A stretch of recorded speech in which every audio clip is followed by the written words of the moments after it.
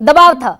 Doctor चयनिका उनियाल, ठीक है doctor चयनिका, अगर मुझे सुन रही हैं आप, लेकिन उसके बावजूद जो ड्यू प्रोसेस चला आ रहा है पिछले इतने लंबे वक्त से, 75 बरसों से, उसको आप कहते हैं कि संघियों की भर्ती हो रही है, सारी कुलपतियों की नियुक्ति में, सारी यूनिवर्सिटीज में आरएसएस के लोग बैठा दिए गए।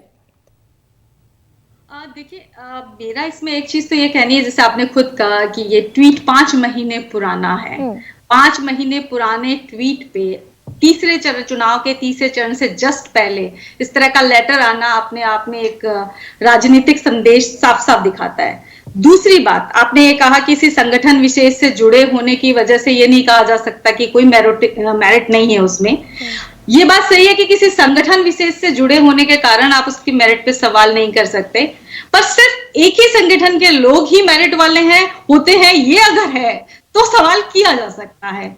आपने हेडलाइंस की बात की, मैंने भी ढेरों हेडलाइंस लिखी हुई हैं जिसमें साफ साफ ये बता रहे हैं कि फला आरएसएस के व्यक्ति का वीसी में चयन हुआ, फलाने आरएसएस के व्यक्ति का वीसी में चयन हुआ। मेरा यहाँ पे ये कहना है सिर्फ कि आपका मेरिट, एकमात्र मेरिट ये नहीं होना चाहिए कि आप किसी विशेष विचारधारा से जुड़े हुए हैं, क्योंकि अगर आप यूनिवर्सिटी में है, विश्वविद्यालय में है, विश्वविद्यालयों का काम क्या होता है? सभी विचारधारा के लोगों को जगह देना, ताकि आपस में डायलॉग हो, डिस्कोर्स हो और नए विचारों का जन्म हो।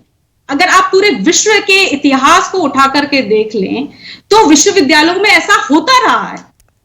आप यूरोप की यूनिवर्सिटीज ले लीजिए, आप अमेरिका की यूनिवर्सिटीज ले लीजिए, कहीं की भी यूनिवर्सिटीज ले लीजिए। दूसरी बात जो आपने कही निदेशक साहब ने, ओम जी ने, कि 10 साल पहले जो प्रोफेसर बना होगा वही आज वीसी होगा, तो ये बात ये दिखाती है कि कांग्रेस ने किसी को इसलिए प्रोफेसर नहीं बनाया कि वो किसी विशेष विचारधारा से जुड़ा। लेकिन डॉक्टर चयनिका, लेकिन ऐसा हुआ। लेकिन डॉक्टर चयनिका, ये मुझे बता दीजिए, ये मुझे बताइए कि अगर आप वाकई चिंतित हैं देश के एजुकेशन सिस्टम को लेकर, तो आप एक आरटीआई लगाते, आप राइट टू इंफॉर्मेशन के तहत जानकारी निकलवाते कि क्या 10 सालों में ये सारी चीजें इसी के तहत आगे बढ़ी हैं? मेरिटोक्रेसी पीछे छूटी है क्या, या सिर्फ ट्विटर हैंडल पर, सोशल मीडिया पर कह देने भर से बात हो जाती है? बहुत सारे केसेस आपके कोर्ट के अंदर आज भी पेंडिंग है। बहुत सारे टीचर्स भी कोर्ट में गए हैं चीजों को लेकर के। ऐसा नहीं है कि लोग लड़ नहीं रहे हैं, लोग लड़ रहे हैं, वो लड़ाई आपको भले ही ना सुनाई दे रही हो। दूसरी चीज मैं ये कहूंगी कि दिल्ली विश्वविद्यालय के चयन पे बात हुई थी, तो मैं ये नहीं कहती कि आप किसी विशेष विचारधारा से जुड़े हुए हैं तो इसलिए आप उसको असिस्टेंट प्रोफेसर नहीं बना सकते। पर कोई बंदा जो 10-15 साल से पढ़ा रहा है, और उसको सिर्फ इसलिए हटा दिया जाए कि क्योंकि वो किसी और विचारधारा से जुड़ा हुआ है, तो ये भी तो अपने आप में एक सवाल खड़ा करता है कि तो आपको निकलवाना था। आप डॉक्टर चयनिका, आप आंकड़ा निकलवाइए, आप राइट टू इंफॉर्मेशन के तहत इंफॉर्मेशन सीख कीजिए।